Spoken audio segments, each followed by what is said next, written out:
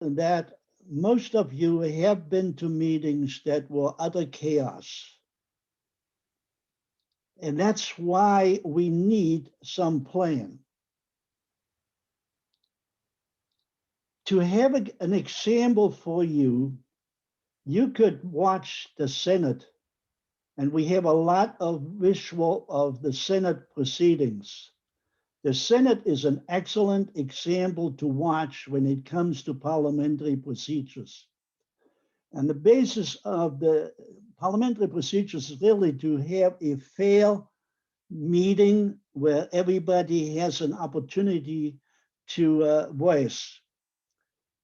When you reach about 12 people or more is when you really need guidance. And then you need a chair. Now, sometimes it's referred to a chairman or chairperson or president, but the correct word is really the chair. And the chair needs published rules that can be followed in guiding the meeting in fairness. Rules for meetings actually go back to the ancient Greeks. They already had rules for conducting meetings.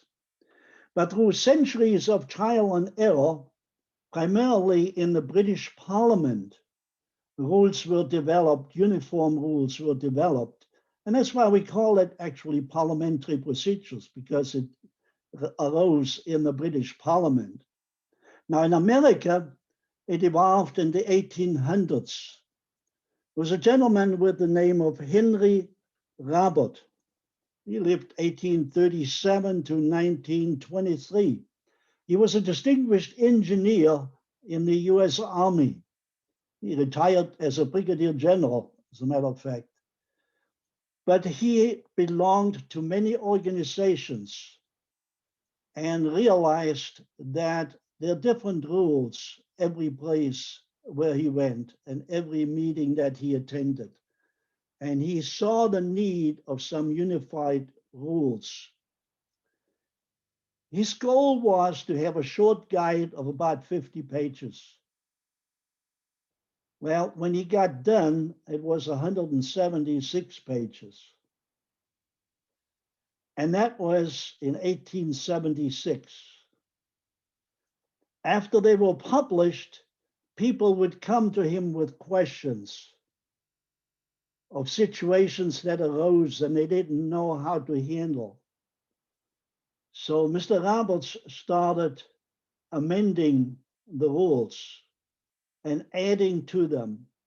And that's why we have a number of different editions referred to as revised rules, Robert's Rules of Order. In fact, most organizations use the 11th edition. The 12th edition just came out late last year, so I don't have the 12th edition. But the 11th edition has now 633 pages. And believe it or not, I've read that thing front to back. And I won't go into the details why I did that. But Henry Roberts charged his son, his daughter-in-law, and his wife to continue that process after his death, which they did. Henry Roberts III, I just found that out the other day, actually died 2 years ago. He died in 2019. But there is a committee of parliamentarians, which is what you call the people that deal with parliamentary procedures. And they continue to accept questions and situations and make the revisions necessary.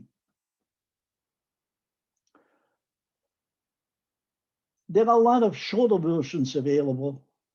They're about 100 pages or 200 pages, which allows you to study it in a shorter time period. But really the official Robert's Rules of Orders is now the 12th revised edition.